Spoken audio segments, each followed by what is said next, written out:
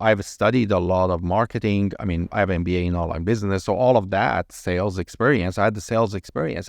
And that was the part that I was so pissed off at, because I had so much sales and marketing experience and nobody was willing to hire me because I didn't have Canadian experience.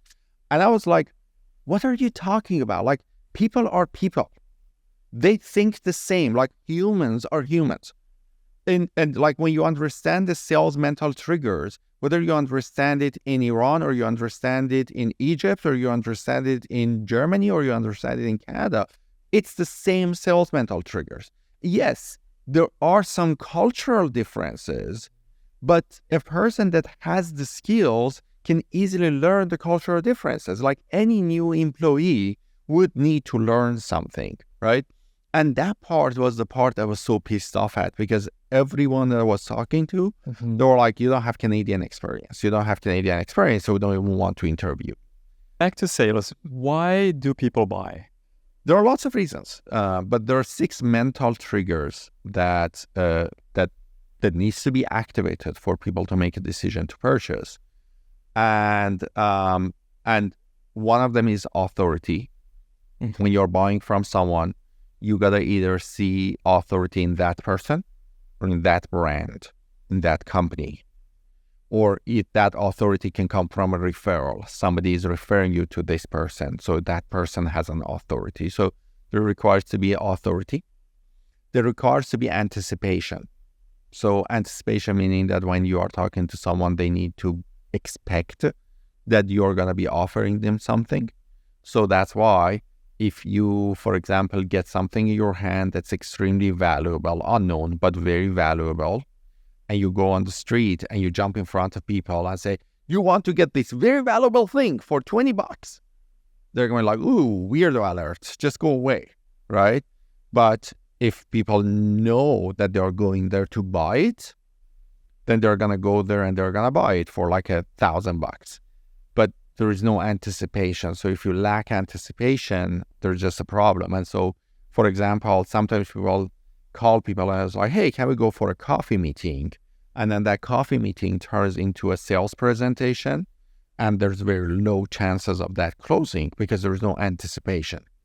But if you call a person and say like, hey, I have this amazing opportunity I'd like to share with you, and then you go on that call or that coffee meeting, their conversion is going to increase drastically because there's anticipation, right?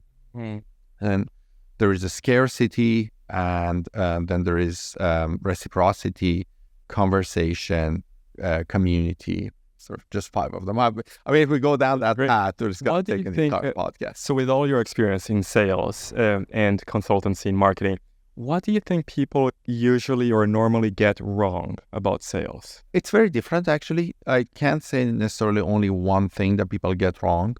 The biggest thing that people get wrong, they are not educated about sales. And so they cannot find what they are getting wrong.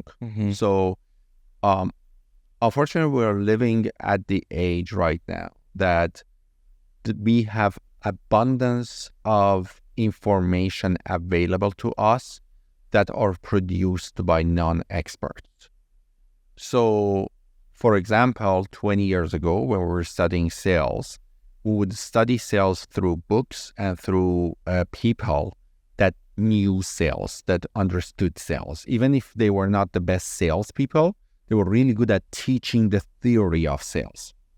But today, there are lots of online marketers who learned online marketing by working with another online marketer. And that online marketer was not also highly educated in online marketing. So they told them do A, B, and C. They went did A, B, and C. And then now they're teaching everybody else to do A, B, and C. However, we know that not all the words carry correctly, right? So lots of theory, lots of understanding, lots of meanings have been lost in the translation or in just passing one message from one person to another person.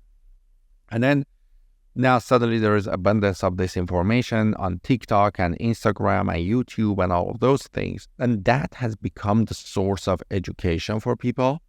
And those are not reliable sources of education. So a lot of times people think that they are very highly educated on sales because they've heard somebody says something on TikTok or heard somebody says something on Instagram. So I would say the biggest challenge that we have these days is the word I know. We say, like, for example, hey, are you running Facebook ads? Oh, I totally know how to run Facebook ads. How do you know? Oh, I watched a lot of YouTube videos on it. That doesn't make you know how to run Facebook ads. Have you run your Facebook ads? No. Then you don't know how to run Facebook ads. Unless you go and actually run them and you actually fail at it and you actually see the conversion rate and see what works. And you with watching things, you don't know anything. With studying things, you don't know anything. You gotta study, then you gotta do it at the same time, right? And especially by counting on social media. And that's why it's very important these days to make sure that you're working with a mentor who knows how to do things. You are doing it, and you have the opportunity to go back to that mentor and say, this is what I am doing, that's not getting results, and how I can get results.